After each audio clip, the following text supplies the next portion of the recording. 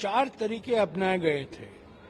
8,300 करोड़ रुपया चंदा बीजेपी को मिला। 4 तरीके अपनाए गए थे।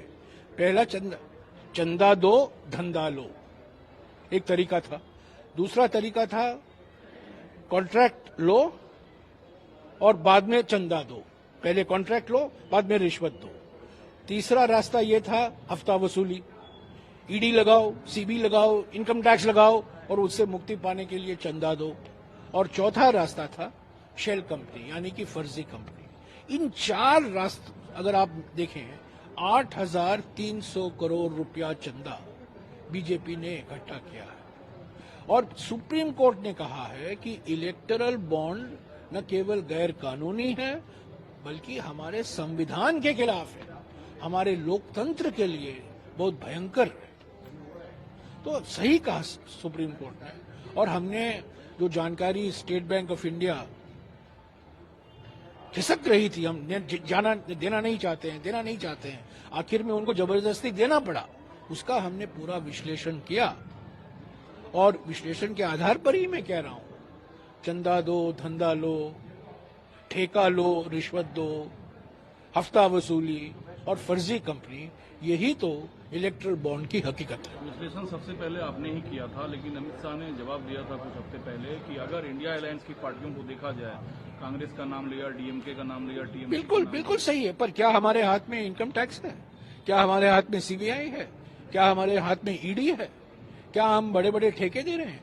जब मैं ठेके की बात करता हूं, ये राज्य के स्तर के ठेके नहीं है, ये बड़े बड़े हाईवे कॉन्ट्रैक्ट हैं, बड़े बड़े पुल हैं, बड़े बड़े टनल हैं, बिजली घर हैं, इंफ्रास्ट्रक्चर के प्रोजेक्ट, ये केंद्र सरकार देती है। तो केंद्र सरकार, हम तो ठेका नहीं देते, हम तो सत्ता में नहीं है, ठेका देने की स्थिति में नहीं है। सीबीआई का हम दुरुपयोग नहीं कर सकते, हम करेंगे भी नहीं, पर हम स्थिति भी नहीं है ना। सीबीआई हमारे कब्जे में नहीं है, ईडी हमारे कब्जे में नहीं है, इनकम टैक्स हमारे कब्जे में नहीं है। कौन कंट्रोल कर रहा है बताओ? की गारंटी तो आप दे रहे हैं, सरकार में आएंगे तो हम ऐसा इलाज करेंगे। बिल्कुल, देखिए जबरदस्ती बुलडोजर चला के कई ऐसे कानून में संशोधन लाया गया है, भयंकर अधिकार दिए गए हैं इनकम टैक्स वालों को, सीबीआई को, ईडी को। इसकी पूरी समीक्षा की जाएगी लोकतांत्रिक तरीके से। पार्लियामेंट्री समिति में इसका विश्लेषण होगा, इसकी समीक्षा होगी और जहां संशोधन की जरूरत है हम जरूर संशोधन लाएंगे।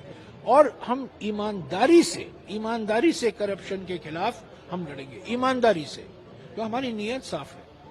हम ये नहीं कहेंगे कि देखिए हमारे पास एक वॉशिंग मशीन है। एयर इंडिया में देखिए क्या हुआ, 5 साल तक इन्होंने शोर मचाया, एयर इंडिया घोटाला, मनमोहन सिंह जी का नाम बदनाम किया। सीएजी से उन्होंने एक रिपोर्ट लाया कि कहा कि इसमें बड़े घोटाले हुए हैं और आरोप पत्र 2014 में निकाले। तब के सिविल एविएशन मंत्री, नागरिक उड्डयन मंत्री प्रफुल्ल पटेल थे, वो हमारे साथ थे।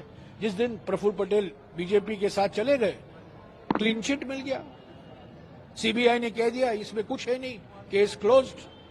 तो प्रधानमंत्री को डॉक्टर मनमोहन सिंह जी से, हमारे देश की जनता से माफी मांगनी चाहिए।